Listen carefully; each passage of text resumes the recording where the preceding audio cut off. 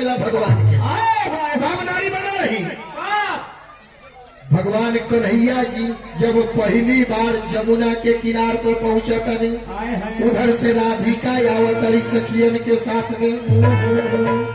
कन्हैया जी कहा तनी, कभी कहा था कि कान में कुंडल श्याम घटा अरे जमुना के तट पर आ गई। जमुना जी के तट पर भगवान कन्हैया जी आ गए। असंग सखा के होना लेके नटवर भेष दिखा गई। नील वस्त्र राजे अति सुंदर। उधर से राधिका भी चल बड़ी नील वस्त्र में। नील वस्त्र राजे अति सुंदर।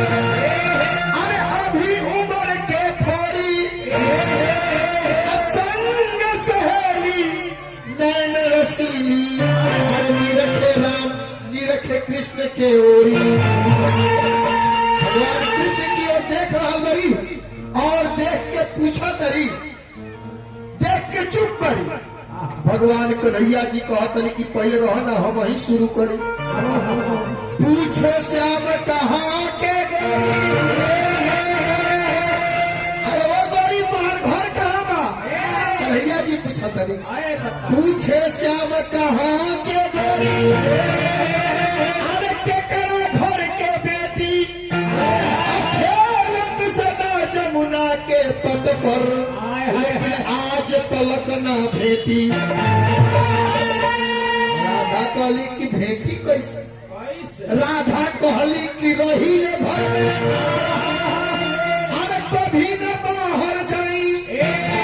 हम बाहर न जाई, लेकिन एगो बात सुनले बनी कि सुनी ले जसोदा के बेटा माखन दही चुराई।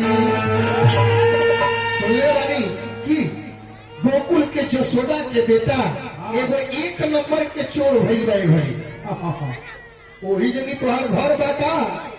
कन्हैया जी कहत रही कि ना ना।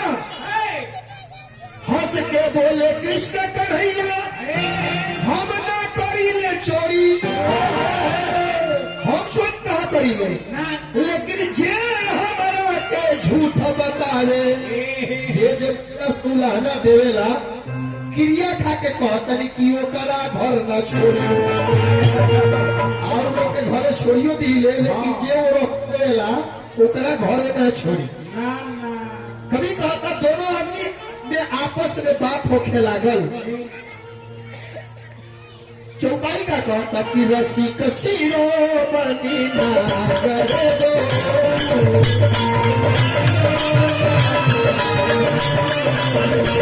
रसिक सिरो बनी नागर दो।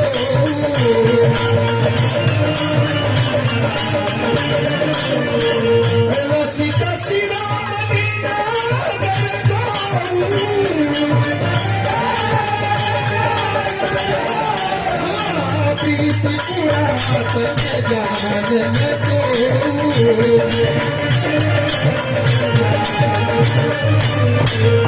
कन्हैया जी कहते कि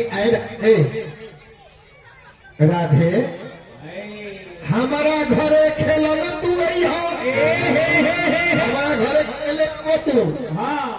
राधिका पूछली कि कितना दूर घर बा। हमारा घरे खेलन तू थोड़ा दूर के अंतर बा। कन्हैया जी कोड वोड बताओ तनी।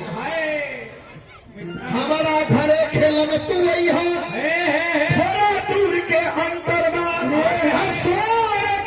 जब अपना घर में इहे प्रेम के मंत्र श्याम के अमृत बानी सुन के प्यारी जी नैन चला दिहली। प्रीति के छिपा के राधा मन में तुरंत बैठा लिहली। प्रेम हो गई। राधिका जी कन्हैया जी के घरे गई, खेल के आ गई। बिहान भैया राधिका कह करी कि ऐ कृष्ण जब तक तोहरा के देखत नहीं 24 घंटा में चैन के सांस नहीं आवत। अपना तोहरा से प्रेम हो गई बा। और है देखी हमारा भोजपुरिया माटी चैनल के उज्जवल भैया भी आज हमनी के बीच में उपस्थित बने। बड़ा ही सुंदर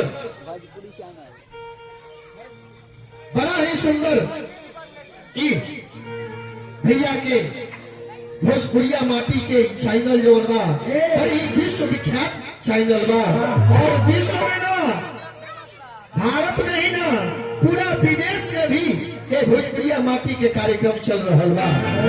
कन्हैया जी कहतनी, कन्हैया जी से राधिका कहतनी कि तोरा से बड़ी प्रेम हो गई बा। कन्हैया जी कहतनी हम ना मानब, हम ना माने। कितना लोग प्रेम करता, सवेरे प्रेम कहिए साझे खत्म हो गए। हम प्रेम के परीक्षा ले, राधिका कहतनी परीक्षा प्रेम के ले। कन्हैया जी कहतनी हाँ कल तुम्हारा बरसाने में आई, अगर जो तू पहचान जेबू हमरा के, अगर जो तू पहचान जेबू तो समझ ले कि हमरा प्रति तोहरा अगाध प्रेम बा। राधिका कहली कि जाओना भेष आवे के होखे हो। कन्हैया राधिका चल देली। कन्हैया जी विचार करतनी कि अगर जो पछुआ के भेष धारण करी तो वो राधिका पहचान जाई, बाराह के भेष धारण करी तो वो राधिका पहचान जाई, राम के भी भेष धारण करी तो वो राधिका पहचान गई है। कन्हैया जी क्या करतनी 16 श्रृंगार करतनी, पुरुष से नारी बनतनी। देखी प्रेम में पड़ के भगवान भी पुरुष से नारी बन जाएगा। कभी कहता कि प्रबल प्रेम के पाके पड़कर प्रभु का नियम बदल दे देखा, अपना मान तले तल जाए भक्त का मान न टलते देखा।